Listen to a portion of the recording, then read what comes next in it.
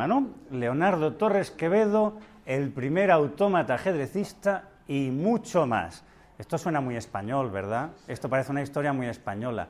Y cuando los españoles nos dedicamos a historias sobre los españoles, más vale que nos salgamos un poquito fuera y busquemos referencias externas. Pues por si acaso, ¿no? ¿Qué os parece Norbert Wiener? Bueno, pues Norbert Wiener, en 1948, escribió un libro que se titulaba ni más ni menos que Cibernética, o como subtítulo, sobre el control y la comunicación en los animales, los humanos somos animales, y las máquinas. ¿Y de qué iba este libro? Bueno, pues este libro iba, en principio, el tiempo en Newton y en Bergson. Bueno, bien, grupos y mecánica estadística, matemática pura y dura, porque Norbert Wiener era un matemático. Series en el tiempo, información y comunicación. Pero ya se iba aproximando máquinas de computación y el sistema nervioso. Y terminaba información, lenguaje y sociedad. La cibernética. Había todo un mundo a partir de los años 40 y a principios de los 50 a la espera de un nombre.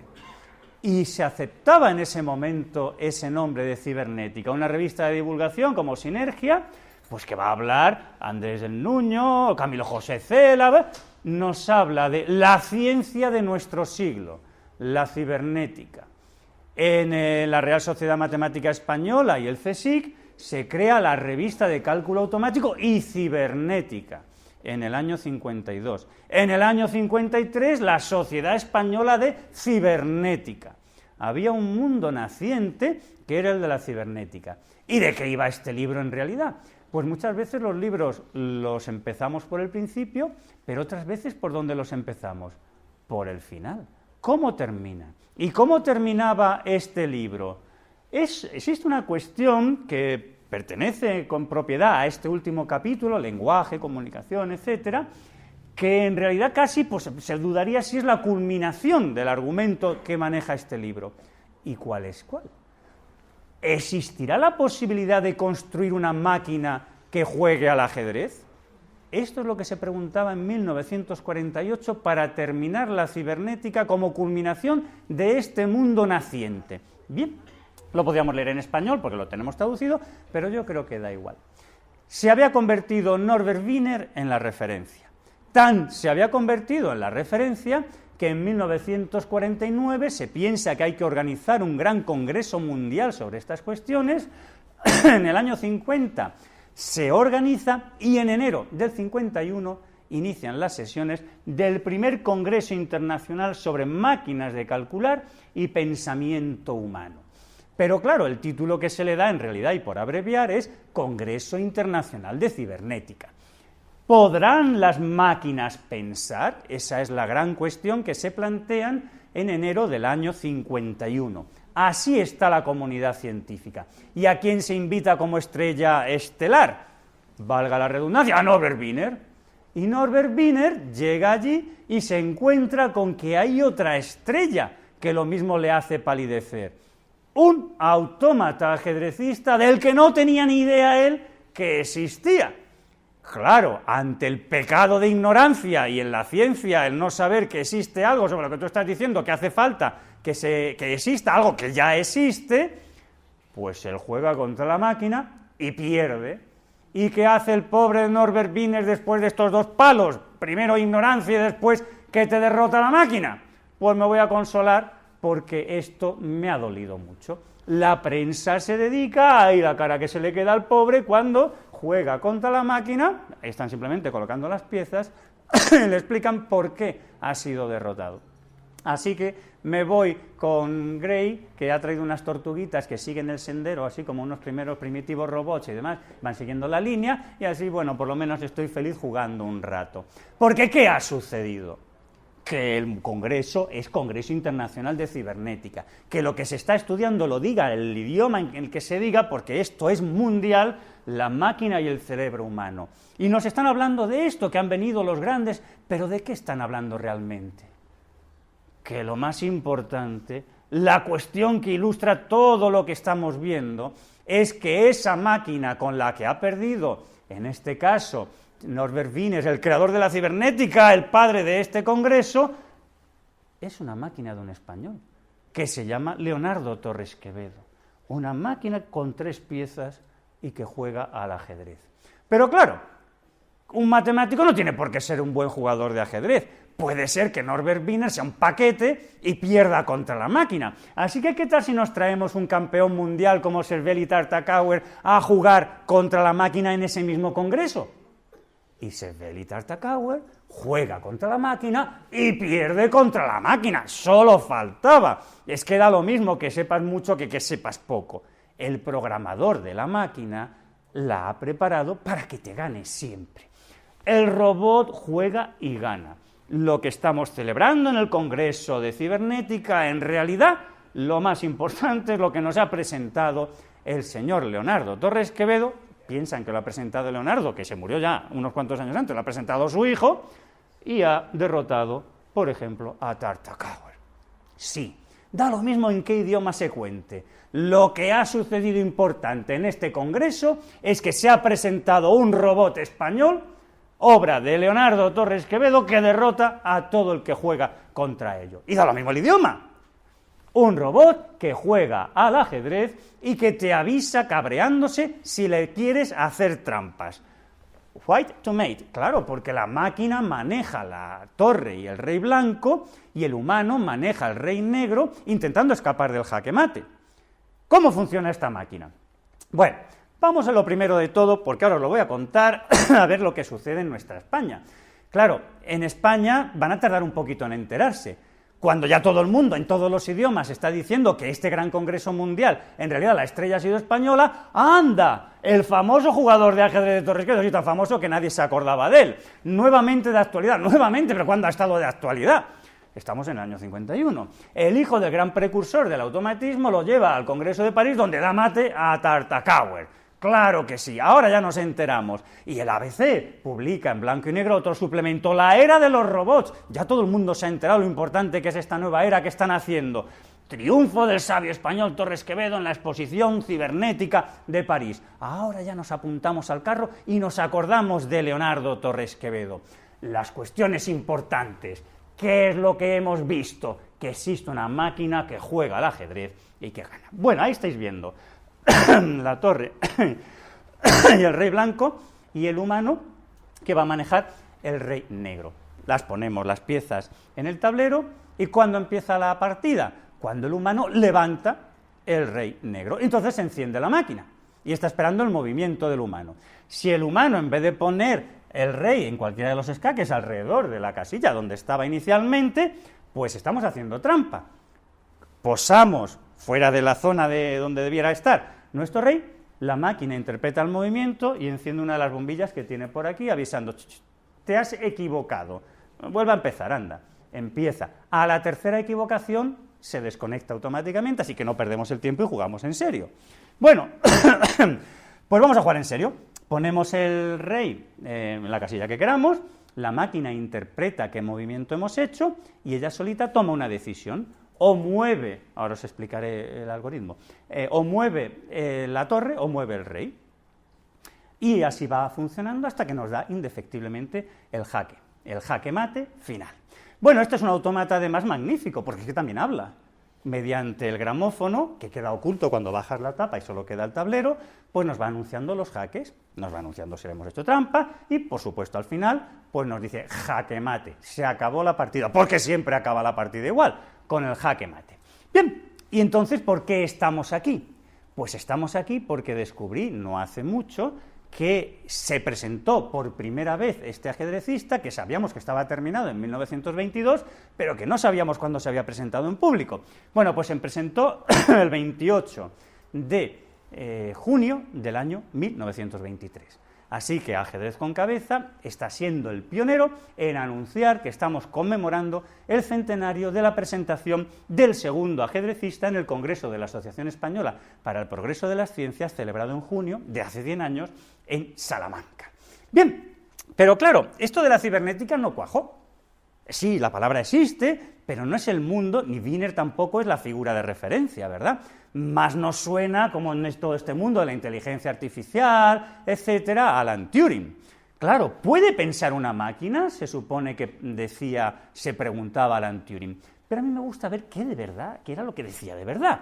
Bueno, Alan Turing sabéis que nació en 1952 y falleció en el año 54. Y en 1950, en la revista Mind, pues escribe un artículo, bueno, que el título es Computación, maquinaria e inteligencia. Ese es el título, no es puede pensar una máquina. Pero es que en realidad lo primero que dice, y así empieza el artículo, antes de hablar del imitation game, que es la trampa que va a hacer, es, bueno, yo propongo que consideremos una cuestión. ¿Pueden pensar las máquinas? Bueno, esto debería empezar, nos dice Alan Turing, con la respuesta, bueno, ¿y qué es una máquina? Y la segunda, bueno, ¿y qué es que una máquina pueda pensar? Y entonces el bueno de Alan nos dice, bueno, no tengo ni idea de lo que es una máquina, así que no respondo. Y tampoco tengo ni idea qué es eso de que si una máquina puede pensar o no. Mira, una cosa que podemos hacer es una encuesta. Eso lo dice él, me veis en internet. Podemos hacer una encuesta. Y claro, así veríamos qué opina la gente que es una máquina, preferiblemente gente culta, y qué opina la gente que sería que una máquina pudiera pensar. Pero como eso también nos va a dar resultados que tampoco son muy científicos, voy a cambiar la pregunta de ¿pueden las máquinas pensar, sí o no?, por el imitation game. Así que la nueva forma del problema la voy a describir en términos de un juego, el juego de la imitación. Toma ya. Vale, así que este es el padre del pensamiento artificial, de la inteligencia artificial, Alan Turing, que no nos va a decir qué es eso de que una máquina pueda pensar. Bueno, esto es llamativo, porque como habéis visto, Alan Turing nace en 1912. En 1911-12, nuestro Leonardo Torres Quevedo está haciendo notas manuscritas intentando crear un libro, una nueva ciencia, ensayos sobre automática. Lo va a llamar, de momento lo llama ensayos de automática. ¿Y de qué va esto? Bueno, creo que es necesario estudiar, y sería, yo creo, de gran interés, crear un nuevo cuerpo de doctrina, una nueva ciencia, la automática. Bueno, que abordaría y compararía las soluciones que se hayan ideado, que estudiará desde un punto de vista teórico los problemas que se han presentado sobre estas cuestiones de si las máquinas se pueden construir, que piensen, etcétera, ¿no? Bueno, y entonces pues nos va diciendo en notas manuscritas cosas maravillosas. Se cree que para automatizar el trabajo de la inteligencia sería necesario construir una máquina inteligente, y este es un error fundamental. Bastará que sea inteligente su constructor, que prevea todos los casos que pueden presentarse, etcétera, de antemano. Claro, ¿ChatGPT es muy inteligente o el inteligente es el programador o el equipo de programadores de ChatGPT?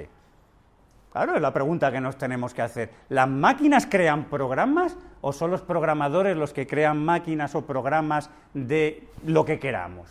Bueno, pues esto ya lo había anotado nuestro Torres Quevedo de manera manuscrita. Y estaréis diciendo, ya, como el florentino, que se quedan manuscritos. ¡No! Con el nuestro no se queda nada en manuscrito. Con el nuestro, esas notas manuscritas se transforman en un tratado. Ensayos sobre automática. Punto y seguido. Su definición. Claro, hay que definir una nueva ciencia. Punto y seguido.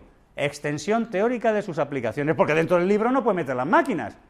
Claro, podrá hacer un diseño teórico, pero es que el nuestro no nació en Florencia, o los alrededores.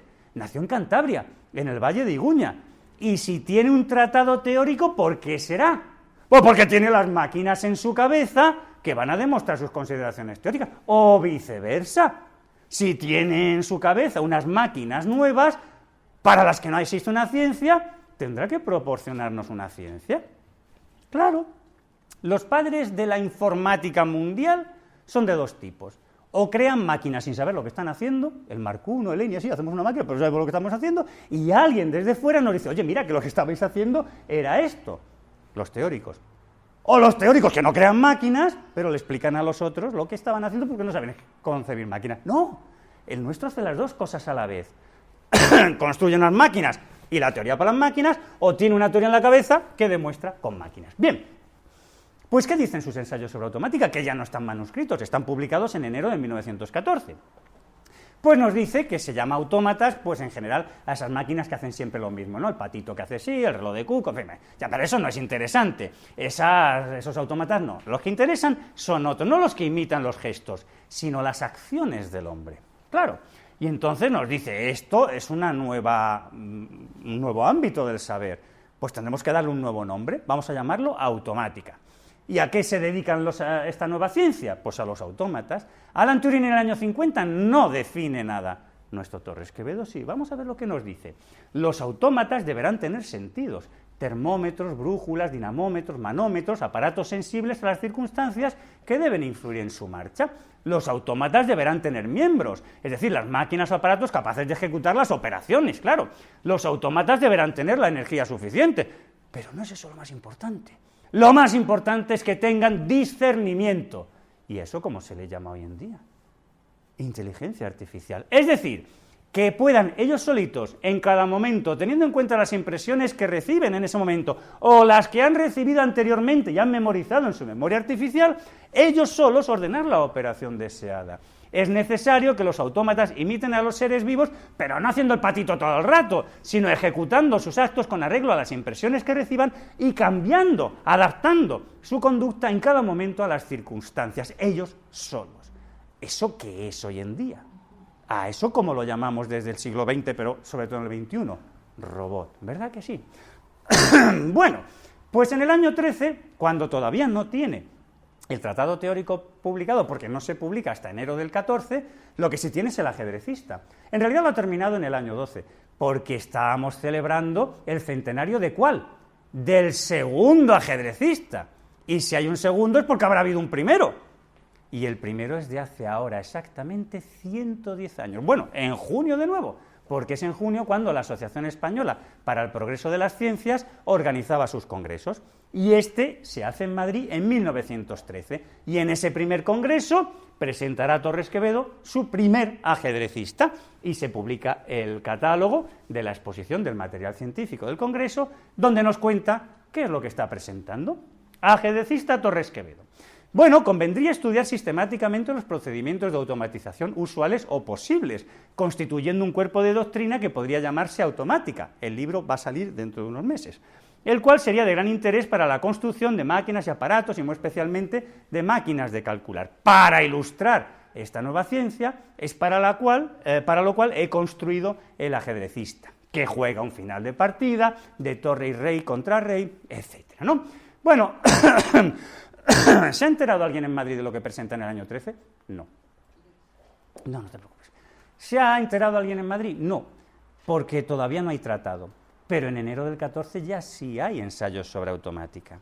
Y entonces con el libro y la máquina se va a París, donde le van a entender mucho mejor. Y se publican ya trabajos, como veis en la Nature, por ejemplo, que se titulan así, Los autómatas. Pero sobre todo se publican maravillas para los españoles como esto. La portada de Le Matin.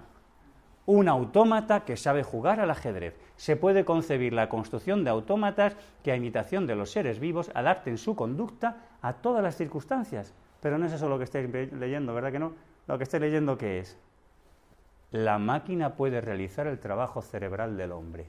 1914. Alan Turing tiene año y medio. Todavía no ha cumplido 2. Claro, Norbert Wiener le quedan hasta el 48, ni os cuento cuántos años. Claro, ¿en qué consiste el ajedrecista? Bueno, pues el ajedrecista nos lo cuentan en francés, por ejemplo, y podríamos ver los movimientos del rey negro y las consecuencias que tienen los movimientos del rey negro, el que maneja al humano, y qué respuestas nos da la máquina. Pero no me apetece, porque quiero que lo veáis en inglés. Porque el francés pues, no es el idioma de hoy, ¿verdad? Y claro, es que en 1915 Scientific American, que ha entendido lo que se ha escrito en Francia y en España, pues publica un artículo sobre todas estas cuestiones. Torres y sus destacados dispositivos automáticos. Sustituirá mediante máquinas a la mente humana. Claro, esto está pasando en el año 13, en el año 14, en el año 15, en España, en Francia y en Estados Unidos. Es decir, que se sabe en ese momento lo que está haciendo Torres Quevedo. Bueno, pues también se publica en inglés cómo funciona el ajedrecista. Bueno, esto es lo que tenemos. Pero es que no me apetece contarlo todavía. Vamos a seguir diciendo cómo funciona el ajedrecista. Pero claro, a mí, que me gusta hacer las cosas en clave española, pues entiendo que las claves extranjeras, internacionales, nos sirven. ¿Y queréis saber lo que decía anoche ChatGPT cuando le pregunté sobre estas cuestiones? Que lo mismo nos da alguna clave. Bueno, pues ChatGPT, no sé si lo veis ahí bien, por ejemplo, pues decía esto.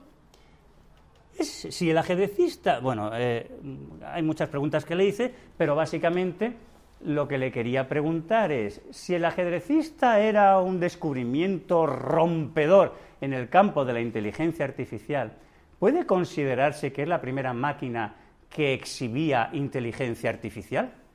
Entonces, pues ChatGPT anoche me decía, bueno, ya le había entrenado un poquito, claro, ya había hecho unas cuantas preguntas antes, le había preguntado por la primera máquina para jugar al ajedrez, y me dijo, el turco de von Kempelen.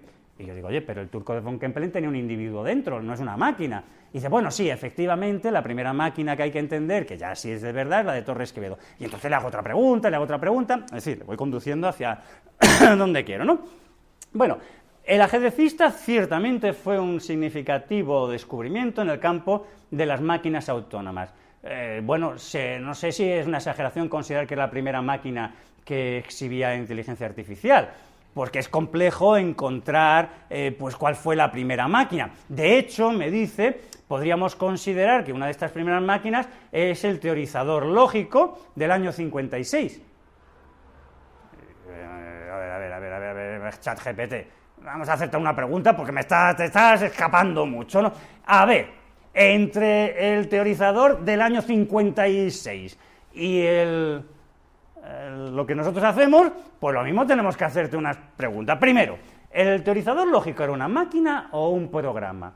Y entonces, bueno, hombre, era un programa, no una máquina en el sentido tradicional, es del año 50. Bueno, muy bien, entonces, ¿existe alguna máquina que se pueda considerar algo significativo, un descubrimiento significativo en el campo de la inteligencia artificial entre el ajedrecista de 1912 y el teorizador lógico de 1956? Y entonces me dice que sí, el Mark I Perception del año 57, una conferencia que hubo en Dartmouth en el año 56, el General Problem Solver del año 57, el ELIZA del 66, le hemos pillado. No hay nada entre el año, aparentemente para los pobres de ChatGPT, que hay que seguir entrenándolos, entre el ajedrecista y las máquinas posteriores. Porque, entre otras cosas, no tiene ChatGPT acceso a este artículo que publicamos en 2021, porque ellos mismos reconocen que esto se les termina, la información que se les incluye en el 2020 y principios del 2021, porque en los Annals of the History of Computing en 2021 publicamos Leonardo Torres Quevedo, pionero de la computación automática e inteligencia artificial. Y decíamos esto en la introducción, que me censuraron solo parcialmente, porque yo soy un provocador. La historia de la computación es una historia fascinante. La búsqueda de pioneros poco conocidos de la automática, la búsqueda de padres perdidos de la computación, de fundadores poco conocidos o no familiares de la ciencia de la computación, creadores sin reconocimiento de la inteligencia artificial. Todo esto estábamos caracterizando la introducción, lo que los lectores después iban a encontrar, ¿verdad? Bueno, pues en ese artículo lo contamos cómo funciona el ajedrecista. Entonces, el tablero está dividido en zonas. Si el rey negro está en la misma zona que la torre blanca, pues entonces la torre sale corriendo. Claro, cuando nos acercamos a la torre blanca en el movimiento que podemos hacer, pues se va a la otra punta, claro, se desliza hasta la zona opuesta, ¿no? Si la distancia vertical entre la torre es mayor que 1, pues entonces la T desciende un square verticalmente. No, es que no, pues entonces, y así sucesivamente. Es decir, que a cada movimiento del humano, la máquina tiene un programa predeterminado que le hace, la máquina ya solita, porque el humano ya no interviene, tomar una acción, huyendo y bajando, para ir bajando con el rey y con la torre, hasta dar el jaque mate, sin ahogar nunca al rey negro. Bueno, esto lo tenéis en ese artículo, lo podéis leer con más calma, porque es básicamente la idea que subyace. Y entonces le preguntamos otra vez anoche, a ChatGPT, ¿tú sabías que la máquina analítica de Torres Quevedo está descrita en el 2021 de los Annals of the History of Computing? Y dice, ¿cómo que la máquina analítica completa? ¿Qué es esto de una máquina analítica completa? No te puedo responder, porque mis fuentes acaban en el 2021. ¿Y qué es eso de la máquina analítica completa? Bueno, pues es otra de las cosas que contamos aquí. Babbage propone en el siglo XIX esa máquina analítica con tecnología mecánica y fracasa. Torres Quevedo va a proponer, teóricamente, en los ensayos sobre automática, la máquina analítica con tecnología electromecánica, y va a triunfar. Vamos a verlo, porque creo que hemos dicho que vamos a hablar del ajedrecista y de mucho más, ¿verdad? Pues vamos a hablar de mucho más. Por ejemplo, vamos a situar a Torres Quevedo.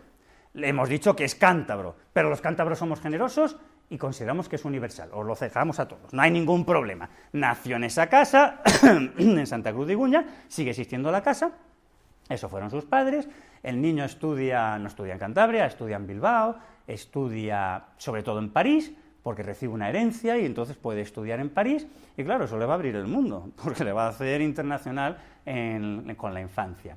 Y sobre todo, no sé si sabéis que Dios existe. Claro que Dios existe, y además es ingeniero de caminos. Bueno, eso es lo que se decía en aquella época, ¿no? Entonces los ingenieros de caminos consideraban de sí mismos que Dios era como ellos, claro, eso faltaba. Bueno, el resto de los ingenieros también decían eso mismo de los petardos de los ingenieros de caminos, claro. Bueno, estudia en esa escuela, que ahora ya está en otro sitio, claro, no está en la calle del Turco, y acaba la carrera de ingeniero de caminos, normalito, eran 7, y él acaba el quinto de 7, o sea que normalito. Y bueno, pues como tiene dinero de sobra, pues se queda estudiando por Madrid, en la biblioteca de la Academia de Ciencias, en la biblioteca del Ateneo, se hace socio del Ateneo, y como tiene dinero, pues hace un viaje por Europa para seguir aprendiendo, y luego pues se retira al Valle de Iguña, él decía que a pensar en sus cosas. Bueno, entre otras cosas, pues también se enamoran y se casan, o no se enamoran, pero se casan con esa chica en 1885, y ya tenía el tío 33 años, o sea, no ha hecho nada todavía, más que pensar en sus cosas, pues lo toma con calma. Y en 1887, que ya tiene 35, pues nos regala el primer invento, el transbordador, un sistema de cables soporte como vías aéreas para permitir con seguridad absoluta el transporte de personas. El invento del teleférico, pero es que no existe el teleférico. Y nuestro Leonardo, que no es como el florentino, pues dice, y lo voy a presentar solo en España, que al fin y al cabo los ingenieros españoles, que son mis colegas, me van a decir que mira qué bien. No, yo presento la patente en Italia, en Francia, en Estados Unidos, en Alemania, en Austria-Hungría, en Suiza, en todas partes. Y esos ya no son amigos suyos. Y todas esas oficinas de patentes le conceden la patente. ¿Qué es lo que ha patentado? Pues lo que ha patentado es un sistema de cable soporte con un extremo libre que pasa por una polea y un contrapeso, de tal manera que la tensión en cada cable no depende de la posición de la barquilla a lo largo del recorrido, sino del contrapeso que hemos situado y que podemos calcular por adelantado para que el cable no se rompa nunca. En el movimiento de la barquilla lo único que va a suceder es que va a cambiar de posición el contrapeso, pero la tensión no va a aumentar porque la barquilla esté aquí, aquí, aquí, aquí o aquí. Va a ser constante. Y si encima pongo 6, en el caso de que se rompiese uno de los 6 cables, pues los otros 5 se autoequilibrarían. Habría un balanceo, pero no soportaría más tensión ni uno de los otros cables. Bueno, nunca se ha roto ninguno en los sistemas de Torres Quevedo, pero esa era la idea. Y en el segundo modelo, que ensaya también cerca de su casa, por si acaso dice, bueno, pues en vez de 6, 12, por si acaso. Bueno, esto es una exageración que no va a necesitar. Como emprendedor y con su dinero, ese dinero que ha recibido de una gran herencia, de unas parientes lejanas, pues va a intentar montar el primer teleférico en el Monte Pilatus, en Suiza, a las proximidades del lago Lucerna. Hoy en día existe un teleférico, pero allí hicieron campaña xenofóbica, absolutamente, contra él, racistas, la campaña en la prensa, con caricaturas contra el español, que va a matar suizos, porque esto se va a romper. Bueno, total, que aunque se va a gastar mucho dinero, pues no se va a terminar, fracasa, básicamente fracasa, con este primer invento. Y encima va a fallecer su primer primogénito, su primer hijo, en esos años. Bueno, pues se viene a Madrid, pero no pasa nada, porque Leonardo ha estado pensando en muchas cosas en el Valle de Iguña, y entre otras cosas la pereza que le daban muchas operaciones rutinarias durante el bachillerato y en la propia carrera. Y en sus viajes por París, camino de Suiza, etcétera, pues entre otras cosas ha desarrollado al máximo las posibilidades que da la tecnología mecánica. Y si lo que existían en ese siglo XIX, aparte de los fracasos de Babbage, son máquinas que suman, que restan, que multiplican o que dividen, pues él dice que eso con tecnología mecánica es muy poquito, que podemos crear máquinas que computen funciones continuas con derivada primera continua. Por ejemplo, funciones polinómicas. Por ejemplo, que hallen las raíces de un polinomio igualado a 0. Y eso nos lo cuenta así. Cualquier aparato que permite provocar a voluntad un fenómeno cuya ley está expresada en una fórmula algébrica, Puede teóricamente servir para obtener valores simultáneos de todas las variables contenidas en esta fórmula. Pero claro, es que esta verdad teórica no tiene en general ningún valor práctico, porque no es fácil producir un fenómeno cuya ley sea precisamente la fórmula que interesa calcular, ni medir con exactitud suficiente sus elementos, ni hacer, etcétera, etcétera, etcétera. Y dice, bueno, ya, pero esto es como Leonardo da Vinci, unos manuscritos que podemos leer mejor porque no está especularmente, sino como escribimos todo. ¡Ya! Pero el nuestro es distinto. En realidad lo que nos está diciendo es que quiere construir un modelo analógico. Si quiero resolver una fórmula matemática y yo construyo un sistema físico que es análogo o analógico, la solución física será equivalente a la solución matemática. Bien, pero es que no se queda en la teoría. Él ha entendido que Babbage ha fracasado en sus máquinas, porque lo que pretendía construir la máquina analítica con tecnología mecánica no se puede, que lo que se puede hacer con tecnología mecánica no es ni la de máquina de diferencias ni la máquina analítica, pero sí se puede hacer lo que él propone. Y como no es florentino, sino que es cántabro, manda esas notas manuscritas en forma de artículo a revistas internacionales, como las Congrès de la Academia de Ciencias. 1895 sobre las máquinas algébricas o 1900 sobre las máquinas de calcular. Pasan los filtros y se publican. Pero claro, es que nuestro Leonardo tiene las máquinas que ilustran esas consideraciones teóricas. Y en los congresos llevan modelos que computan qué funciones, que resuelven qué ecuaciones. Pues bueno, pues si yo llevo una máquina que resuelve ecuaciones de segundo grado, pues ya está. Luego podré construir una de grado 7, de grado 8, de la que tú quieras, pero ya hemos demostrado que esto se puede hacer. Bueno, pues la Academia de Ciencias le premia convirtiéndolo en académico de ciencias en 1900 y él sigue trabajando, sobre todo en Francia, porque aquí en España todavía no tiene laboratorio, y publicando distintos trabajos y sobre todo consiguiendo que Maurice Docan, que es el presidente de la Sociedad Matemática Francesa en 1901, pues que se queda alucinado con lo que presenta Torres Quevedo, pues escriba sobre un español, lo cual es sorprendente, un francés escribiendo sobre un español en Francia, ¿no? El propio Torres Quevedo mejora sus consideraciones teóricas y las publica en Francia o en Bélgica. Bien, pero esto en realidad es difícil de comercializar. Ya ha demostrado que es la máxima autoridad en mecanización del cálculo a finales del siglo XIX, principios del XX, pero en ese momento lo que interesa es resolver otro problema, el de la navegación aérea. Y esto nos va a llevar a todo el mundo de la computación que va a culminar con el ajedrecista. Parece sorprendente, ¿verdad? Vamos a ver por qué. Bueno, pues en ese momento existen dos sistemas de dirigibles, porque aviones no hay, aeroplanos todavía no hay. Los de Zeppelin, una estructura metálica con bolsas de hidrógeno independientes dentro, no es desinflable, en el caso de impacto la estructura se va a la porra y si hay hidrógeno que se mezcla con el oxígeno, pues ya podéis imaginar, es una bomba voladora. Bueno, los franceses dicen nada de estructura metálica, que admite impactos que yo pueda inflar y desinflar. Sí, ya, pero eso no vas a conseguir mantener la forma, porque el peso de la barquilla, de los motores y del humano, o los humanos, pues va a hacer que eso se doble, así que eso no es estable. Entonces Torres Quevedo, ¿qué dice? Pues voy a coger las ventajas de los dos sistemas y voy a idear un sistema que no tenga esos inconvenientes, pero sí tenga las ventajas, y va a concebir un sistema que él mismo llamaría autorrígido. Va a situar dentro de la envuelta triángulos de cuerda, de tal manera que los vértices de cada uno de los triángulos, que son todos paralelos, van asidos a tres largueros que van de proa a popa, uno por aquí, otro por aquí, otro por aquí. Es una viga de sección triangular, pero hecha solo con cuerdas. Cuando le metamos gas a presión, las cuerdas se van a tensar y va a funcionar como si tuviese dentro una viga. Cuando colguemos la barquilla, los motores, el peso se va a distribuir por toda la viga. Pero esto es desinflable, inflable, con lo cual pues podemos transportarlo, que hay un problema con el motor, pues bajamos y lo desinflamos, y sobre todo es elástico, admite impactos. Bien, bueno, pues se encuentra con que los franceses alucinan, dicen, por favor, desde la Academia de Ciencias, que se pruebe este proyecto de dirigible cuanto antes.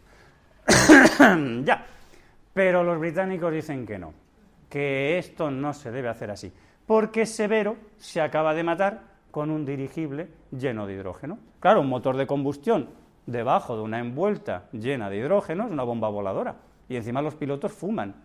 No, claro, es que esto pues es verdad, es una bomba voladora. Pero es que al poco rato Bradsky también se va a matar en ese mismo año 1902. Otra explosión, porque claro, es que esos motores cerca de la envuelta son un problema. Así que desaconsejan cualquier prueba con dirigibles pilotados por humanos. ¿Y qué hace un genio como el nuestro? Dice, pues no pasa nada, invento el mando a distancia.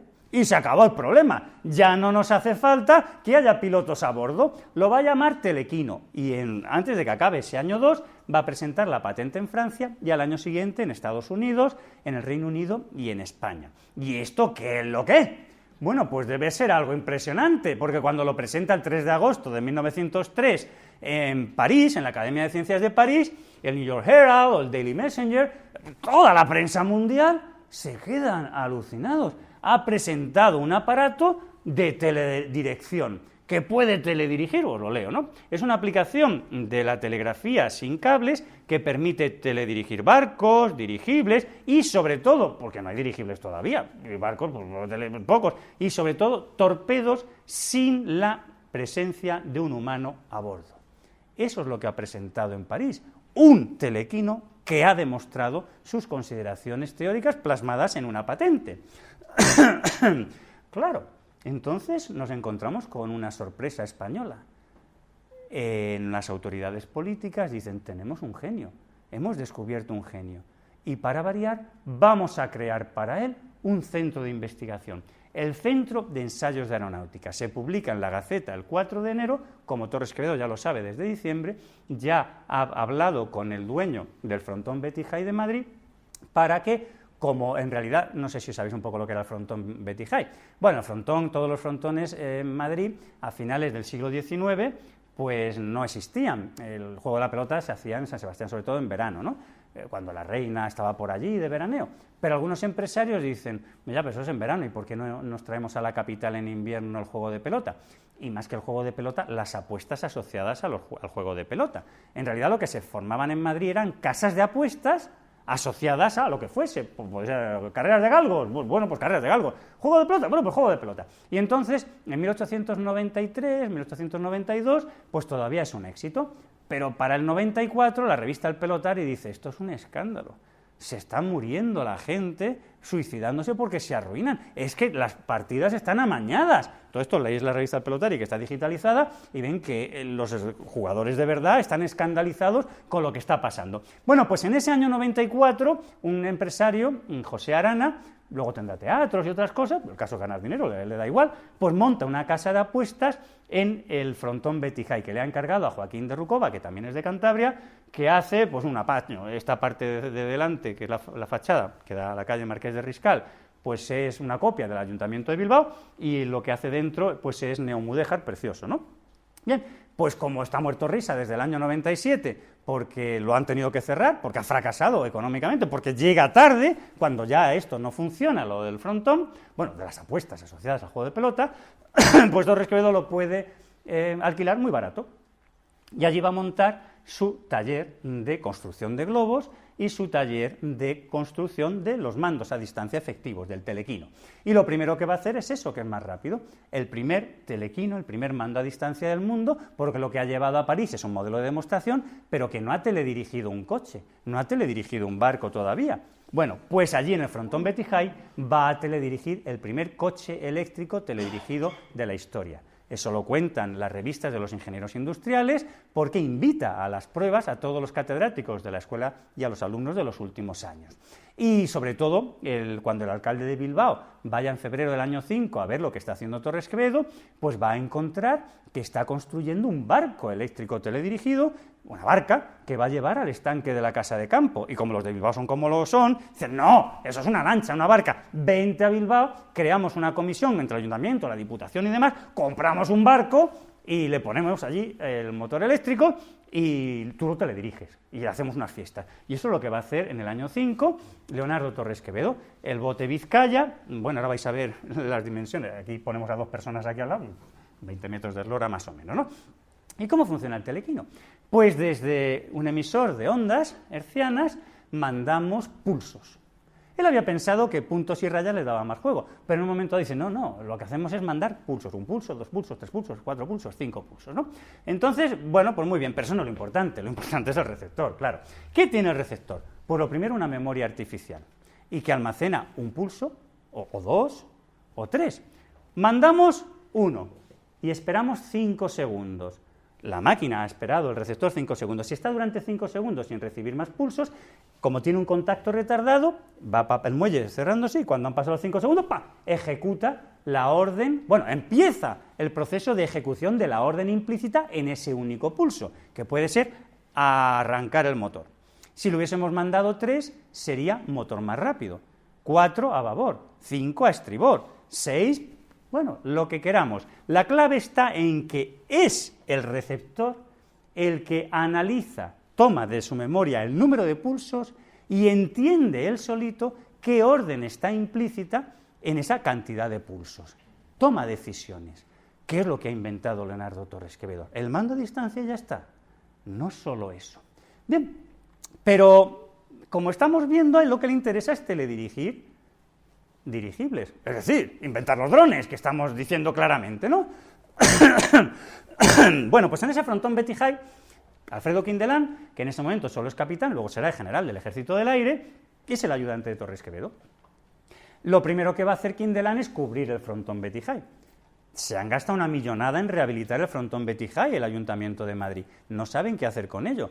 Como llevan 4 o 5 años sin saber qué hacer con ello, el agua, el viento, las inclemencias están destrozando los yesos, que ha costado mucho dinero.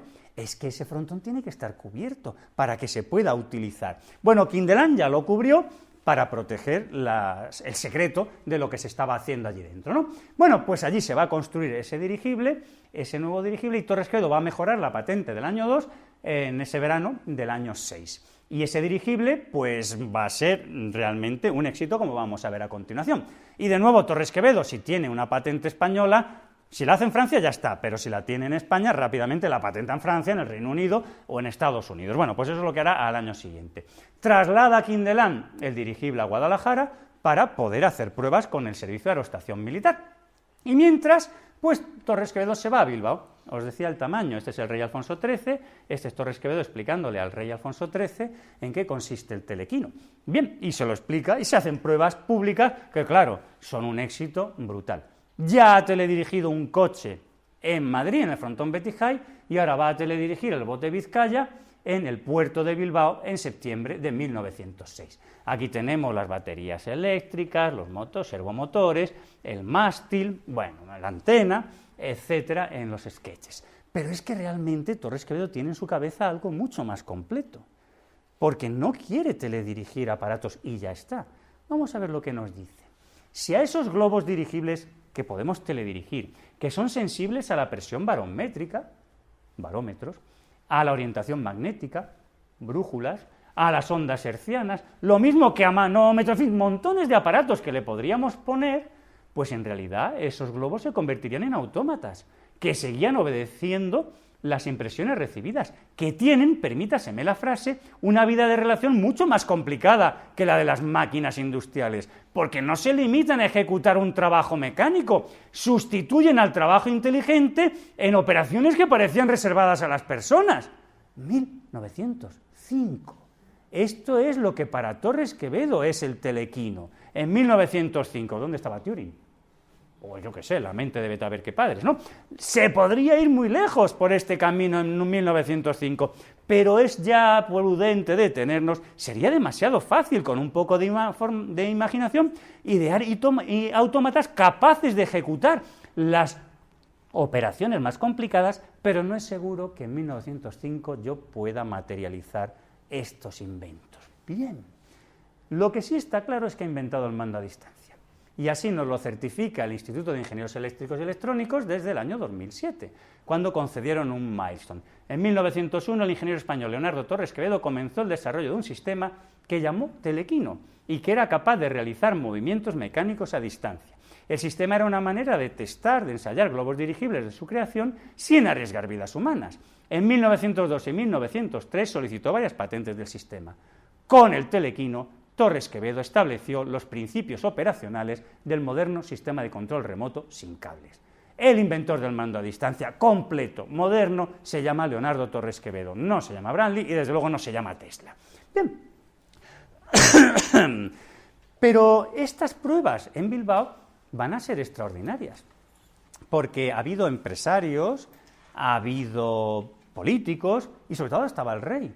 Bueno, pues esos empresarios vascos, prioritariamente bilbaínos, van a crear una sociedad, la Sociedad de Estudios y Obras de Ingeniería, con una función que es desarrollar los inventos que le presente Torres Quevedo, y más de hace más de 100 años, ¿verdad?, al servicio de invención española. Ya quisiéramos que hoy en día los gobiernos y los empresarios se dedicasen a eso con esta alegría, ¿verdad? Bueno, ¿y qué es lo primero que van a hacer estos empresarios de Bilbao? Bueno, no sé, yo creo que no se atribuye a los de Bilbao mucho sentido del humor, pero aquí sí debieron tener, porque lo primero que van a hacer es financiar el primer teleférico para personas del mundo, no por encima de la ría, sino ¿dónde? En San Sebastián, contra los guipuchis. Pues muy bien, pues el primer teleférico para personas se va a poner en el Monte Ulia de San Sebastián 20 años después de que Torres Quevedo presentase su patente en 1887. Se va a inaugurar en 1907, mientras Torres Quevedo está al mismo tiempo pensando en que ya tenemos a punto de ensayar el primer dirigible con Quindelán en Guadalajara. Como veis, la cabeza de Torres Quevedo está dedicada ahora aquí, ahora allá, en este tema, ahora el otro, porque están todos interrelacionados, porque lo que quiere es teledirigir eso. No se nos olvide, quiere teledirigir aeronaves. Bueno, esas pruebas del año 7 con el dirigible no son especialmente satisfactorias, pero las del año 8 ya sí. Y, bueno, los espías franceses que están haciendo fotos de todo, pues encuentran que esto es muy importante y acabarán comercializando esas fotos incluso en forma de postales. Bien, pues Torres Quevedo se expulsó de Guadalajara. Los militares se cabrean con Torres Quevedo, o Torres Quevedo con los militares, o todos entre sí, y lo expulsan de Guadalajara. Y entonces, ¿dónde acaba? Pues donde tenía que haber empezado, en París. Pero él quería haber construido el dirigible en España. Bueno, ha construido el dirigible en España, pero le han echado. Total, que se va a las afueras de París, en Sartrouville, y hace unas pruebas ante las autoridades y las empresas francesas, oye, y se quedan alucinados, de tal manera que la más importante de todas las casas constructoras, Astra, le va a comprar la patente. Pero tenemos que hacer otro cambio, tenéis que este ejercicio mental de ir pasando de un camino a otro, porque esas pruebas con el telequino en Bilbao no solo han hecho que los empresarios bilbaínos financien una empresa privada, sino que el propio gobierno, que ha visto lo que está haciendo Torres Quevedo, va a crear un laboratorio de mecánica aplicada para que desarrolle esas nuevas máquinas, no ya solo el dirigible, que era la función del Centro de Ensayos de Aeronáutica, sino, oye, con el telequino te has descubierto todo un nuevo mundo, ¿por qué no lo pones al servicio del resto de los laboratorios universitarios, de empresas, etcétera? Laboratorio de mecánica aplicada. Se amplían las funciones y destino del Laboratorio Anejo al Centro de Ensayos de Aeronáutica con la denominación de Laboratorio de Mecánica Aplicada, aplicándose el mismo al estudio y construcción de máquinas y aparatos científicos y otros para que es el principal objeto de. Y entonces, ahora ya sí, ese telequino que hemos demostrado que es un mando a distancia puede convertirse en el punto de partida de otro montón de cosas con esta nueva tecnología electromecánica. Porque en el año 5, claro, él tenía un centro de ensayos de aeronáutica para resolver el problema de la navegación aérea, pero en el año 7 ya tiene un nuevo centro, laboratorio de mecánica aplicada, donde todo este mundo que ha visto en el entorno del telequino ya sí se puede desarrollar. Y sobre todo, es que nuestro primer premio Nobel de Literatura, don José Echegaray, también se había dado cuenta de en qué consistía este telequino. Era un telequino que interpretaba él solo las órdenes. Con la prosa fácil de Echegaray nos cuenta, precisamente en esta interpretación de cada mandato, en esta distribución de las órdenes recibidas, consiste la peregrina invención del señor Torres Quevedo, un aparato material sin inteligencia, interpretando como si fuera inteligente las instrucciones que se le comunican. ¿No es esto admirable en su sencillez? Claro. Eso es lo que se han enterado, y sobre todo se han enterado en Francia, donde va a intentar todas estas cuestiones de venta aeronáutica, de las máquinas que con esta nueva tecnología electromecánica está empezando a construir Torres Quevedo, y le piden por favor que escriba un artículo describiendo esas nuevas máquinas de calcular, ya no mecánicas, sino electromecánicas. Y dice, ¿pero esto qué es lo que es? Pues esto es esto, que en 1910 Torres Quevedo es invitado a que represente a la ciencia española en Argentina, en el Congreso Internacional que se convoca allí para conmemorar el centenario de la proclamación de la independencia de Argentina. Bueno, les llevará muchos muertos y muchas guerras hasta que sean independientes, pero da igual. España manda a Torres Quevedo con la infanta Isabel, la chata, etcétera, y diplomáticos. ¿Y Torres Quevedo de qué va a hablar? ¿De la lengua española? Que todos hablamos la misma lengua. ¿De la raza? Que se decía entonces, de la raza. No, va a llevar los diseños de la primera computadora digital electromecánica, que se va a publicar en una revista argentina, como es la ingeniería, y luego se publicará en la revista de Obras Públicas aquí. ¿Y esto de qué iba? En esa conferencia que di en Argentina, complemento de la comunicación, expuse algunas consideraciones generales sobre los procedimientos de automatización mecánica que permiten sustituir con frecuencia al trabajo inteligente del obrero el trabajo puramente mecánico de una máquina. Y a continuación, refiriéndome ya concretamente a las máquinas de calcular, manifesté haber llegado al convencimiento de que es posible construir un autómata que ejecute una serie determinada de cálculos, por complicados que sean, sin auxilio de operador ninguno, de tal forma que baste inscribir los datos para que el autómata calcule e imprima, si se quiere, los resultados. 1910. ¿Qué os parece? Bueno, estos son los diseños que lleva allí. Pero ¿qué hemos dicho de Leonardo Torres Quevedo, no de Leonardo da Vinci? Que si tiene esos diseños es porque tiene la máquina que va a construir. Tiene los diseños, tiene el tratado teórico y ahora solo falta construirlo. Claro, eso va a llevar un ratito. Vuelve de Argentina a España y de España se va a Francia. ¿Por qué? Porque esa empresa francesa ha empezado a construir sus dirigibles, ya no va a hacer falta teledirigirlos y va a empezar a comercializarlos.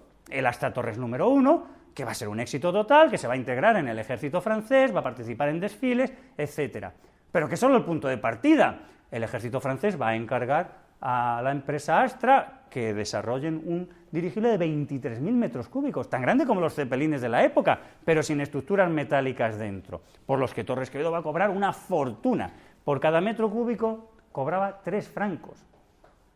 Echad la cuenta, ¿cuánto es 3 por 23? Y decís, bueno, ¿y eso cuánto es? Un catedrático de universidad en esa época, el franco y la peseta estaban parecidos, cobraba 5.000 francos, 5.000 pesetas al año. ¿Cuántos sueldos de catedrático cobró con solo un dirigible? Bueno, pues nada, pues seguid echando cuentas, porque los dos siguientes fueron de 14.000. ¿Cuántos sueldos cobró de golpe? Bueno, no pasa nada, este fue de 16.000. Claro, pero es que esto no es nada, porque en el Reino Unido encargaron el Astra Torres 14, de 8.000 metros cúbicos. Bien, batió el récord mundial de velocidad, más rápido que cualquier otro dirigible, con lo cual podéis imaginar que siguieron comprando, porque cuando estalla la Primera Guerra Mundial, en realidad el único dirigible que tienen es el de Torres Quevedo, y entonces dicen, tráeme uno de 11.000 metros cúbicos, y lo compran en Francia, y luego otro de 5.000, y este es el más importante, porque ahora decimos de los chinos, antes decíamos de los japoneses, los ingleses, ¿qué van a hacer con este dirigible? Van a abrirlo, van a ver qué tiene dentro, y dicen, no le vamos a dar un chelín a Torres Quevedo. Estamos en mitad de la guerra mundial, si quiere reclamar que venga aquí ante los tribunales de justicia británicos. Claro, qué tramposos son los puñeteros, porque se van a poner a construir un montón de dirigibles que van a significar la victoria de los aliados, porque van a derrotar la gran amenaza que tenía estrangulada a las potencias aliadas. Barco que llegaba de Estados Unidos, ahí le estaban esperando los submarinos alemanes y lo hundían. Canal de la Mancha, intentábamos pasar de Inglaterra a Bélgica o Francia, pues barco hundido, hasta que empezaron a funcionar los dirigibles de Torres Quevedo y otros modelos, pero peores, y los libros lo cuentan, ni un solo submarino alemán se atrevió a atacar un solo barco si veían que estaba protegido con dirigibles. ¿Por qué? Pues porque estos dirigibles pueden estar volando durante horas, porque estos dirigibles ven cómo se acerca al barco el torpedo.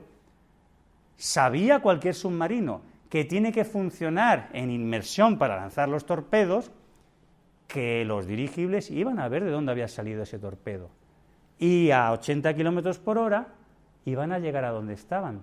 ¿Están a qué distancia de la superficie? ¿A 3 metros? ¿A altura de periscopio? Claro, dice, bueno, pues me sumerjo. Ah, sí. ¿Y cómo se sumerge un submarino? Cambiando todo el aire que están en los tanques de lastre. ¿Por qué? Por lastre, por agua. ¿Y dónde va todo ese aire? Pues en forma de burbujas durante horas en superficie, señalando dónde está el submarino. Y ese submarino solo puede estar en inmersión muy poquito tiempo, porque no saben renovar el aire todavía y sobre todo por la duración de las baterías eléctricas, porque no pueden estar en inmersión con un motor de combustión, porque se ahogan. Es decir, tiene que recargar las baterías en superficie. Bueno, pues el dirigible se pone a flotar enfrente, encima, esperando a que salga. Sabían que estaban muertos. Ni un solo submarino se atrevió. Pero claro, esto los españoles no lo saben. Los británicos, cuando escriben, o los franceses, sobre los dirigibles en la Primera Guerra Mundial, pues ponen dirigibles de Torres Quevedo. Claro, ¿cuántos? 30 dirigibles de la serie Coastal de 5.000 metros cúbicos. ¿Cuántos sueldos de catedrático hubiesen sido? Pues ya van 30, ¿verdad? Ya, pero es que esos son pequeñitos. Los North Sea, que fueron 18, eran de 10.000 metros cúbicos o más. Uno de ellos batió el récord mundial de duración en vuelo volando durante 4 horas, 4 días, 4 horas y varios minutos ininterrumpidamente alternando tripulaciones, como para que algún submarino se atreviera a atacar. Entre medias otra serie. ¿Pero cuántos dirigibles van ya? Pues van unos 60, ¿verdad? Pues no es nada, porque de los Coastal, el 31, 32, 33 y 34 acabaron en Sebastopol, Crimea. ¿Os suena? En los telediarios lo tenemos continuamente, que era una base de dirigibles en el Mar Negro del Imperio Ruso antes de la Revolución. Y los norteamericanos compraron el North Sea 13. Le cambiaron el 13 y pusieron un 14, claro, pues va a ir con un 13 un americano, no va a ir a ningún sitio, ¿verdad? Bueno, pues como estamos viendo, esto fue un éxito, pero no comercial para él, porque no cobró un chelín. En Francia sí, y tenemos cuánto cobró, porque tengo las facturas de todo ello. Los primeros, 62.000 francos. La siguiente serie, 80.000 francos. La siguiente serie, por patriotismo, le dieron una medalla a los franceses y la Legión de Honor redujo a la mitad sus royalties, solo 50.000 francos. La siguiente, y así sucesivamente. Le venden dirigibles la Casa Astra, pagándole los royalties a los norteamericanos, y el último, por el que va a cobrar ni más ni menos que 32.000 francos Torres Quevedo, a los japoneses. ¿Cómo es posible que esto no se cuente en los colegios? ¿Cómo es posible que probablemente la mayor parte de lo que os estoy contando os suene como nuevo, porque no se cuenta, ¿no? Bueno, pues este fue el último dirigible, pero no porque no se construyeran más, sino porque la patente duraba 15 años. Y se acabó. La patente era del año 7 en Francia, en el año 6 en España, 7 en Francia, pues en el año 22 se acabaron los 15 años. Ya no había más royalties, porque los franceses siguieron construyendo dirigibles del sistema Torres Quevedo en el periodo entre guerras, claro, pero ya no había que pagar royalties. Bien, pero lo que nos interesa es esto, porque los ensayos sobre automática, el ajedrecista y el aritmómetro electromecánico son esas máquinas que demuestran ese mundo que se ha abierto con el telequino, con ese autómata que toma decisiones él solo. Y ese laboratorio de mecánica aplicada en el año 11, que está situado en la parte de atrás del Museo de Ciencias Naturales, donde están también los de Ingeniería Industrial, pues la casa de Nati, pues se va a cambiar de nombre. Ya no hace falta llamarlo de mecánica aplicada, porque en realidad lo vamos a dedicar a desarrollar autómatas. Pues se le va a cambiar el nombre por Laboratorio de Automática.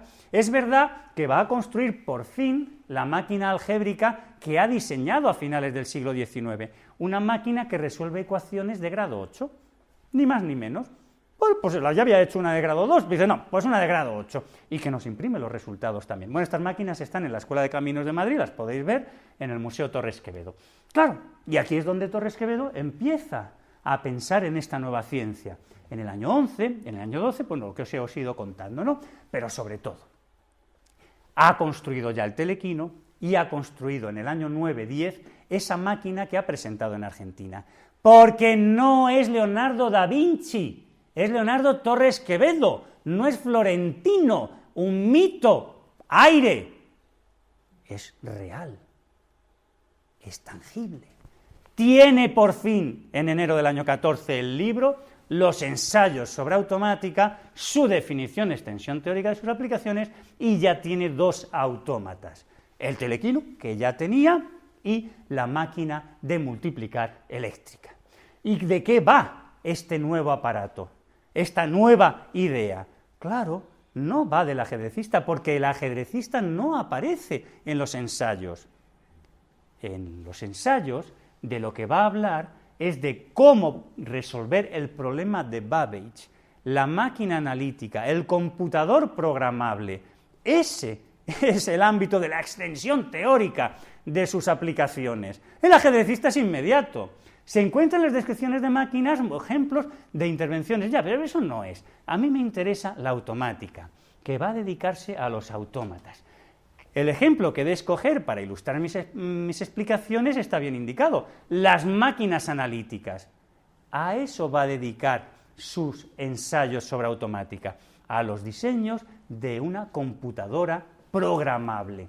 Esto es lo que tenemos sobre todo en los ensayos, pero simplemente como ejemplo particular de esa automática que puede crear robots como el ajedrecista, pero también computadoras completas. Bueno, pues en el artículo que tenéis en los Annals of the History of Computing os contamos cómo funciona el autómata analítico, la máquina analítica de Torres-Quevedo, para el caso de computar esa fórmula, porque es una máquina programable para computar distintas funciones. Y esto es lo que todavía no sabe ChatGPT, porque no se ha leído este artículo, que es posterior a toda la información que tiene dentro. Bien, pues en el año 13 presenta como ejemplo, como os decía antes, de su automática el ajedrecista. Y en el año 14, que ya tiene los ensayos, ya sí presenta la materialización, porque ese autómata completo, esa máquina analítica, va a llevar mucho tiempo construirlo. No así el ajedrecista, que ilustra fácilmente lo que son las consideraciones teóricas que están presentes en los ensayos. Bien, y nos plantamos en 1920. Se puede conmemorar el centenario del aritmómetro mecánico de Tomás de Colmar. Es un aritmómetro que se ha comercializado en el Museo del Romanticismo. Tenemos dos, por ejemplo, los podéis ver en una vitrina, que es una máquina que suma, multiplica, resta, y que se comercializaba desde 1820. Y Torres-Quevedo lleva a esa conmemoración un aritmómetro electromecánico. De nuevo, esto no está en los ensayos sobre automática. Hay que escribir un nuevo capítulo para una nueva máquina, pero hay que tener sobre todo la máquina. Y lleva la máquina, que existe y que podemos ver en color. Tenemos un teclado, el órgano de introducción de datos, y tenemos el órgano de salida, la impresora. Desde el teclado, pues eso, tecleamos las operaciones que queremos que la máquina compute, que van a la memoria artificial que tiene, llamémosle, la unidad de proceso que veis aquí a la izquierda. Cuando hemos terminado de mandar todas las operaciones que queremos que haga, suma, resta, multiplicaciones, divisiones, le damos al espaciador, que es el intro. La máquina retoma de su memoria artificial todas esas operaciones, realiza las operaciones y manda los resultados a la impresora. ¿Qué es lo que nos ha regalado Torres-Quevedo? Pues nos ha regalado un aparato interesante.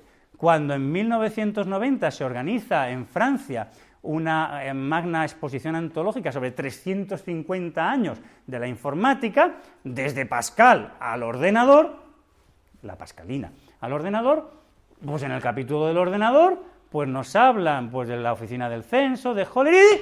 ¿De qué nos hablan? Sí, por si alguien se dormía. 1920, el ingeniero español Leonardo Torres-Quevedo inventa el aritmómetro electromecánico. Y cuando cogemos el cuadro, que se podía ver en el catálogo, también allí, en la exposición, de todos los artilugios que se han inventado, máquinas logarítmicas, todo eso, tablas de logaritmos, etc., bien, ¿qué camino lleva el ordenador actual? Lo ampliamos, para que lo veáis mejor. Fracasos de Babbage, la máquina de diferencia, las máquinas analíticas, el Mark I o el ENIAC en los años 40 en el camino ordenador actual, y entre los fracasos de Babbage y estas que tenemos, Torres, 1920, el aritmómetro electromecánico. Y yo le pregunto, entonces, a ChatGPT, anoche, a ver, ¿tú sabes que el aritmómetro electromecánico fue una computadora electromecánica creada por Torres-Quevedo en 1920? Sí, el aritmómetro electromecánico, también conocido como la calculadora electromecánica de Torres-Quevedo, o la calculadora de Torres-Quevedo, fue una computadora electromecánica creada por el español, ingeniero y matemático Leonardo Torres-Quevedo en 1920. Estaba designado para realizar las 4 operaciones: adición, sustracción, multiplicación y división. El aritmómetro utilizaba una serie de partes mecánicas, incluyendo era capaz de realizar cálculos, etc. Mientras que el aritmómetro electromecánico no era un general purpose, un computador completo, pues sino simplemente realizaba las operaciones, es un gran, importante precursor de las modernas computadoras electrónicas actuales y ayuda a demostrar las potencialidades de la computación automática. Y entonces yo le sigo incordiando y le pregunto, a ver, ¿tú sabes que la máquina analítica de Torres Quevedo está descrita en el volumen de 2021 de los Annals of the History of Computing? Y me contesta, I apologize, lo siento, tengo que pedir perdón, soy un lenguaje de modelo tal, y mi entrenamiento solo llega hasta 2021, y no tengo acceso a esas publicaciones. Estamos esperando para real. Claro, porque ya sabe que tiene que estudiárselo. ChatGPT está tan bien programado que está esperando a ver cuándo puede leerse y contestará a estas. Sí, Torres Quevedo no llegó a construir el autómata completo porque en 1922 cumplió 70 años. Le había llevado 10 años, desde 1910 hasta 1920, completar el aritmómetro electromecánico, que era una computadora electromecánica, pero todavía no era la máquina analítica completa.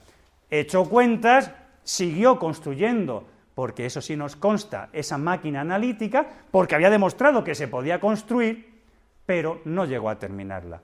Y en el año 1928, cuando cumple 75, dice, me jubilo, le regalo las máquinas a la Escuela de Caminos y que pongan todo esto en un museo, porque no me va a dar tiempo a terminar la máquina analítica, cuyos diseños teóricos sí están en los ensayos sobre automática. Pero en el año 23, porque en el año 22 ha cumplido esos 70 años, nos regala el segundo ajedrecista, que ya sí tiene un tablero en horizontal, electroimanes por debajo que mueven las piezas, un gramófono, porque es un robot que habla, nos anuncia los jaques, nos anuncia el mate, y lo presenta hace ahora 100 años, sí. La última vez que funcionó fue contra el rey Juan Carlos en 1978, y como la máquina no entiende ni de plebeyos ni de noble, pues claro, la cara que se le quedó al pobre cuando la máquina le ganó. Pero si es que aunque seas rey te da igual, si es que da lo mismo que seas campeón del mundo que seas un patán, te va a ganar la máquina. Y las risas de todos, mira cómo se lo están pasando, sabiendo lo que iba a pasar, ¿verdad? Bueno, desde entonces no ha vuelto a funcionar, pero lo que sí podemos es congratularnos. Antes de que existiese ChatGPT, existía Google.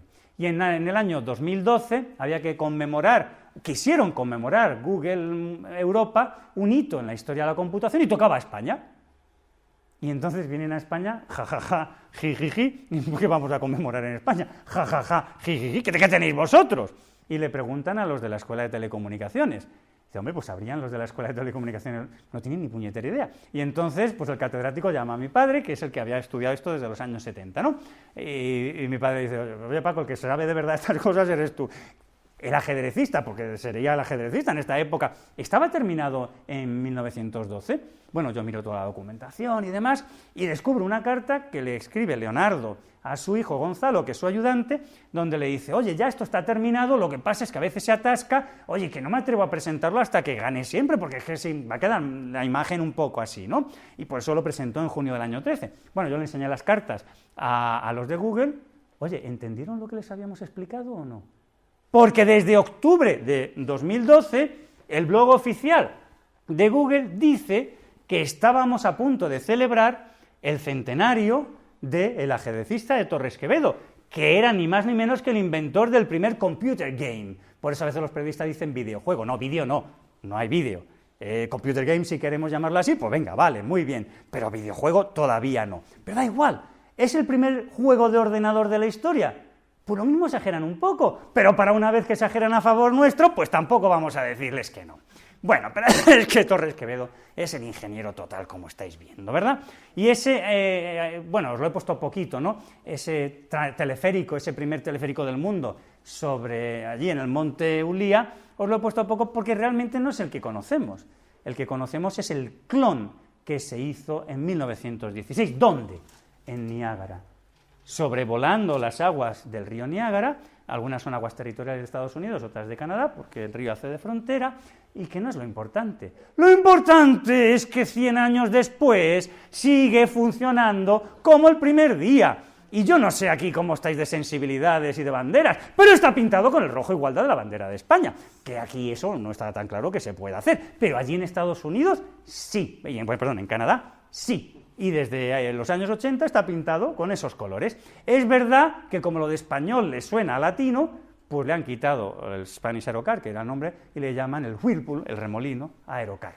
pero es nuestro transbordador de Torres Quevedo. Bueno, desde el año 1991, que mi padre le regaló esta placa, pues allí al lado de la taquilla se puede leer ese resumen que puse yo en inglés y que la Comisión de Parques del Niágara pues recuerda a Torres Quevedo con este breve recorrido pues por toda esa obra del ingeniero total. Pero claro, estamos en el club Ajedrez con Cabeza, que es de actualidad, no es de historia, ¿no? Entonces, un recorrido por la actualidad, pues aunque sea breve, pues nos puede venir bien, ¿no? Tenemos una página web que podéis consultar, tenemos un Facebook, leonardo.torres.quevedo, donde subimos pues el vídeo de esta conferencia, se subirá también allí, y todo lo que vamos haciendo, ¿no? ¿Y por qué actualidad? Porque Torres Quevedo muere en 1936, pero la casa Zodiac sigue construyendo dirigibles de su sistema en los años 30. Es que, de hecho, los dinghies, las lanchas neumáticas de Zodiac, son un descubrimiento de un ingeniero aeronáutico que dice, ¿por qué lo vamos a llenar de hidrógeno? Para que flote en el aire. Vamos a llenarlo de aire para que flote en el agua. El invento de las lanchas Zodiac sale de esos retales que les sobran de esos dirigibles en los años 30. Pero es que la casa Zodiac va a seguir construyendo dirigibles, en este caso doblemente trilobulados, teledirigidos, es decir, todos los inventos de Torres Quevedo juntos, para el sistema meteorológico francés hasta los años 70. Ese dirigible, como os he puesto hace un rato, se probó en Guadalajara en 1907. Pues la casa Voliris, desde el año 2012, está ensayando este dirigible. Bien, no está mal, a mí como que se me parece, ¿verdad? Bueno, yo escribo a los de Voliris y les pregunto, y dice, uy, pues mira, no teníamos ni idea, lo hemos redescubierto 100 años después, pero no sabemos nada. Ah, bueno, no pasa nada, ya os lo cuento yo. Encantados, me mandan más planos, fotos. Bien, este es un dirigible que habéis visto por los que Torres Quevedo cobró royalties. ¿Queréis, y perdonad, aunque sea trágico, actualidad? Bueno, en 2013, cuando todavía estaban en paz, un consorcio ruso-ucraniano a las afueras de Kiev estaba operando ese dirigible. Oye, a mí como que se me parece. A mí como que se me parece. Bien, claro, empezaron la guerra, empezó unos meses después, se rompió el consorcio y ese dirigible ya no está a las afueras de Kiev. Este es un dirigible de los que se construyeron en Francia y que operó en la Primera Guerra Mundial. Claro, el dirigible ya no está en Kiev, está a las afueras de Moscú y sigue operando hoy en día desde 2017, 2018 más o menos. ¿Y por qué sabemos que esto está operando? Porque escribía al presidente de la Sociedad Aeronáutica Rusa, al señor Fodorov. Querido colega, bueno, yo he coincidido en algún congreso de dirigibles con él, ¿no? Querido colega, estoy buscando más información, fotos, detalles técnicos, dibujos, sobre ese dirigible que vosotros llamáis Rocier, el RFR-1, desde el punto de vista de que, oye, a mí me parece que esa forma trilobulada y su estructura interior, pues como que se parece un poco a los diseños de Torres Quevedo que se utilizaron en los Astra Torres, en los Coastal británicos. Oye, ¿me puedes contar algo? Y me dice, concreto, no hacía falta más. Querido colega, te adjunto materiales sobre este dirigible, que claro, le hemos cambiado el nombre, ahora se llama DZE-1, y oye, y por supuesto, los principios de los diseños de Torres Quevedo se han utilizado ampliamente en su construcción. Sí, ya lo sé, sí, ya lo estamos viendo, pero yo quería que me lo pusiese por escrito para que todos lo vieran. Bueno, Pedro, yo sé que queréis que esté hablando hasta mañana, pero lo mismo alguien se tiene que ir a cenar y tenemos que ir terminando, digo yo, no sé, por si acaso. Bueno, yo creo que todos tenéis bien claro que el ajedrecista, el primero, de hace 110 años, pues marcó un hito. Pero claro, es que se adelantó demasiado a su tiempo. Una máquina que en 1913 puede realizar el trabajo cerebral del hombre, pues claro, es que es una cosa que no era normal y nadie fue capaz de seguir en ese momento la estela de Torres Quevedo, ni en Francia, ni en España, ni en el Reino Unido, ni en Estados Unidos. En el año 51, cuando se convoca el Congreso Mundial de Cibernética, que le están buscando un nombre a todo este mundo, redescubren una máquina que puede hacer el trabajo cerebral. Y por eso ese éxito tardío en el año 51 de un segundo ajedrecista del año 23, que es una mejora estética del primero del año 13. Claro, pero ya no es actualidad, es pasado. Pero es lo más importante que hay todavía en el año 51. Y claro, nos encontramos con un problema. ¿Por qué no teníais, creo yo, ni idea de estas cuestiones? ¿Cómo es posible que estas cuestiones no se estudien en primaria, en secundaria, en la universidad? Lo mismo hay aquí algún ingeniero. Pues dudo mucho que ninguno de los ingenieros haya oído casi nada de lo que os estoy contando. Si hay algún ingeniero de caminos, sabe que ahí había un museo, en el sótano de la escuela, pero no habrá ido a verlo. Pues esto no es de ahora. Esto lleva muchos años. Parece que los españoles no podemos presumir de lo que hace un español. De hecho, en el año 30 se publica un artículo en el periódico Figaro sobre las máquinas de calcular de Pascal a Torres Quevedo. Y tiene que ser Maurice Docan, el que era presidente de la Sociedad Matemática en 1901, el que se haga una pregunta sorprendente para que se la haga un francés. ¿Qué teníamos que hacernosla nosotros? Y tenerla respondida todos los españoles del siglo XXI, del XX o del que fuese.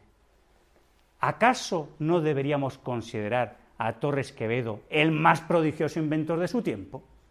Con este panorama que os he contado. Y su tiempo es el de Graham Bell, el de Marconi, el de Tesla. Y todos os suenan. Todos os suenan. ¿Acaso no deberíamos considerar a Torres Quevedo el más prodigioso inventor de su tiempo? Bueno, pues eso se preguntaba Maurice Docan en 1930, eso os pregunto yo hoy en día, pero la respuesta no está en el que os está hablando, la respuesta está en vuestras manos. Muchas gracias.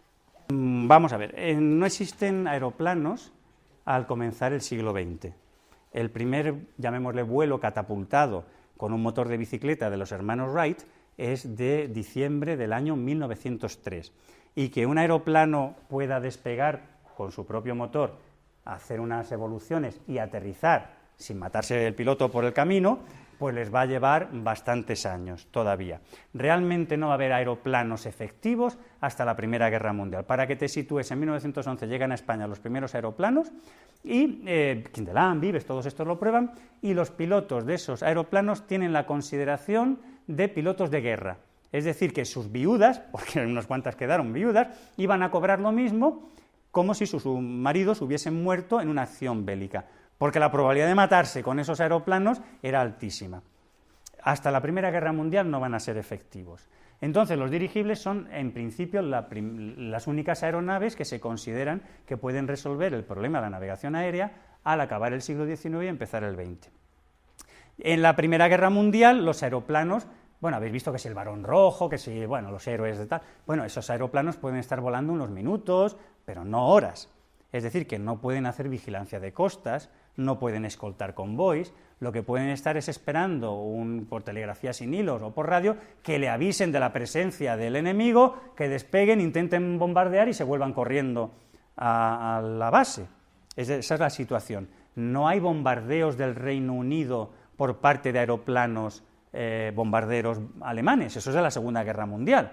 Los que van a bombardear las ciudades y la industria británica durante la Primera Guerra Mundial van a ser dirigibles Zeppelin, cuando el Kaiser autoriza, el Kaiser es primo hermano del rey de Inglaterra, y del zar de Rusia, o sea, son primos hermanos todos, pero autoriza el bombardeo de la población civil indiscriminada. El bombardeo indiscriminado no es Guernica, en el año 37, que los españoles tenemos que estar siempre tirándonos de lo... No, el primer bombardeo indiscriminado de la población fue en 1915, cuando el Kaiser autoriza a que bandadas de dirigibles Zeppelin, suicidas, porque la mitad no pueden volver, bombardeen ciudades por la noche con dirigibles. Vale, y entonces, ¿quién pilota estas aeronaves? Humanos. ¿Por qué el telequino no se va a poder poner en marcha, en funcionamiento, para teledirigir? Bueno, puedes hacerlo en zona local, pero no a nivel bélico de un país a otro. Entonces van a ser militares en la guerra. La vida de un militar en la Primera Guerra Mundial no vale nada. Así murieron en las trincheras millones y millones de soldados, ¿no? Entonces van a ser oficiales suicidas alemanes los que van a ir a utilizarlos para bombardear. Y van a ser militares británicos los que van a morir, muchos de ellos, pues en accidentes, en estos dirigibles, que el viento pues les afecta pues gravemente, claro. Esos van a ser los pilotos. Motor de combustión, alejado de la barquilla para que las chispas no salten, y la base de la envuelta protegida con pinturas antiincendios para que no haya esos problemas. cuando tienes la ametralladora disparando al submarino, pues que esas chispas tampoco afecten. Es decir, van a estar pilotados por humanos.